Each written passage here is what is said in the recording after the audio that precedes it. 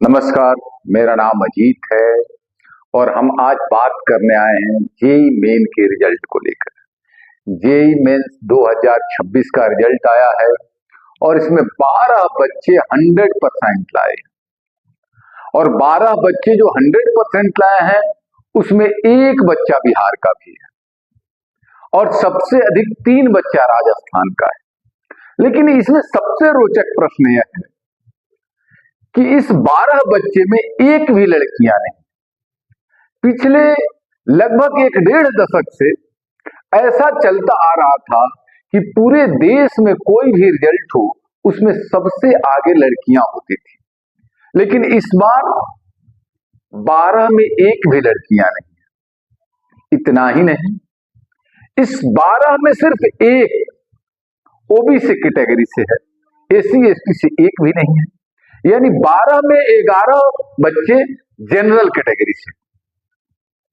और एक और चीज इसमें जो सामने आया है, जो 12 बच्चे जो टॉप किए हैं, जो 100% लाए हैं, उसमें से अधिकांश के घर से उसके बड़े भाई या बहन आईआईटी में कहीं ना कहीं पढ़ रहे हैं।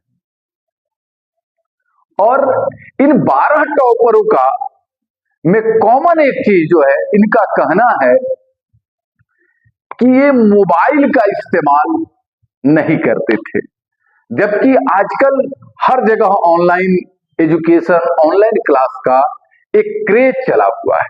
लेकिन जब इन टॉपरों का हमने पढ़ा है तो अधिकांश का यह कहना है कि गंभीर बच्चों के लिए, गंभीर तैयारी करने वाले बच्चों के लिए मोबाइल डिस्ट्रैक्शन का एक हिस्सा है। इससे अपने आप को नहीं रोका जा सकता है और अधिकांश सोशल मीडिया पर नहीं है।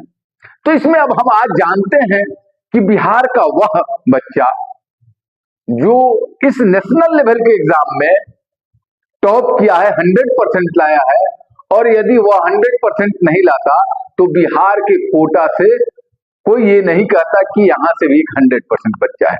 तो बिहार के गया जी का यह बच्चा शुभम, जिसके पिताजी का नाम शिव कुमार है, यह 100% लाया है और इसके फादर हार्डवेयर का एक साधारण दुकान चलाते हैं और माँ इसकी गृहिणी है। लेकिन इसकी बड़ी बहन आईआईटीएन है और वह आईआईटी पटना से पहले से पढ़ाई कर रही है। कहने का मतलब है कि इस घर में पहले से शिक्षा का माहौल है। और मेरे ये शिक्षा का माहौल कहने का मतलब यह है, मैंने एक बात कहा है कि इसमें अधिकांश के घर के इसके बड़े भाई या बहन आईआईटी पहले से कर रहे हैं। तो यह कहने का मेरा मतलब यह था कि इस परिवार के लोगों ने पहले से शिक्षा के लिए जागरूक रहे हैं, कॉन्शियस है, यानी कि उनके घर में पढ़ने का माहौल है।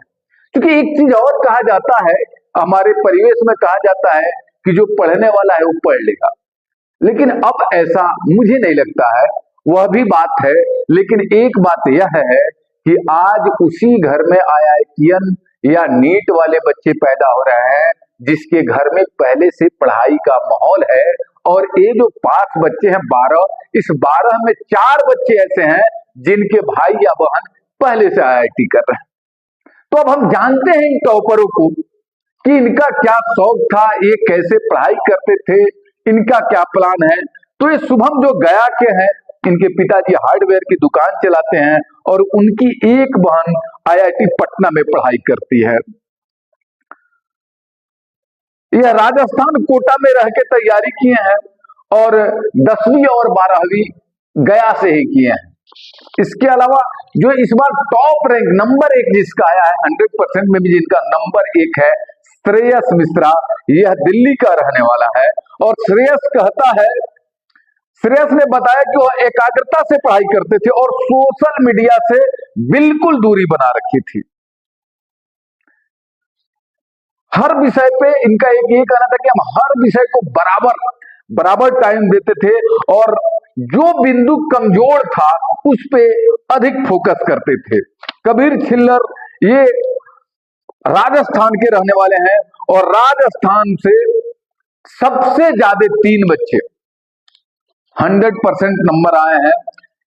यह 300 में 300 नंबर लाए हैं और यह जनरल ये ओबीसी कैटेगरी के कबीर छिल्लर ओबीसी कैटेगरी से सिंगल स्टूडेंट है, जो 12 स्टूडेंट में जो एक ओबीसी कैटेगरी से है, तो एक कबीर छिल्लर ही है। चिम्बिजकर यह भी राजस्थान से है और इन्होंने 100% टाइल नंबर लाया है, और राजस्थान इस मामले में सबसे आगे है। ओडिशा से भवेश पात्रा हैं, ये 100% लाए हैं, और ये कहते हैं, भावेश ने अपनी खुशी का इजहार करते हुए कहा कि आज मैं बहुत खुश हूं, यह मेरी मेहनत की नतीजा है और मैं रोज करीब 10 घंटे पढ़ाई किया है।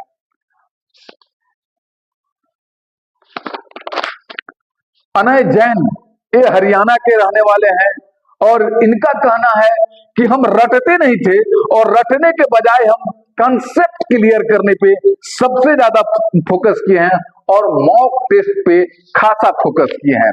नरेंद्र गारी मोहित, यह आंध्र प्रदेश भी है स्टेट है जहां से 2 बच्चे टॉप किए हैं, 100% लाए हैं, और इनका सपना है कि ये आईआईटी में जाके सॉफ्टवेयर इंजीनियर बने। पसाला मोहित, ये भी आंध्र प्रदेश के रहने वाले हैं, और इनका भी कहना है कि उन्होंने अपने सफलता का श्रेय कंसेप्ट की स्पष्टता को दिया है। उनका मानना है कि बहुत सारे प्रश्नों को हल करने के बजाय प्रश्नों को गहराई से समझने की जरूरत है, और इनका सपना है कि आईआईटी बंबई से जाकर कंप्यूटर साइंस में इंजीनियरिंग करें। अनवरत गौतम, यह भी कोटा से इन्होंने पढ़ाई किया है और इन्होंने 300 में 300 नंबर लाया है। माधव गिराडिया, ये बोनस अंक लेके, ये मुंबई के महाराष्ट्र के रहने वाले हैं, और ये बोनस अंक लाकर ये 100% में आए हैं, और इनका भी बड़ा भाई जोधपुर आईआईटी से आईआईटी कर रहे हैं। मतलब यह है, मेरा कहना यह है कि सारे बच्चों का एक कंसेप्ट तो इतना क्लियर था, सब ये सारे टॉपरों में एक कॉमन चीज पाई गई है कि इनका कहना था कि वो प्रतिदिन लगभग 10 से 12 घंटा पढ़ते थे, और घंटा को भी बड़ी फोकस नहीं करते थे, वो ज्यादा फोकस उस चीज को करते थे कि उनका कंसेप्ट कैसे क्लियर हो।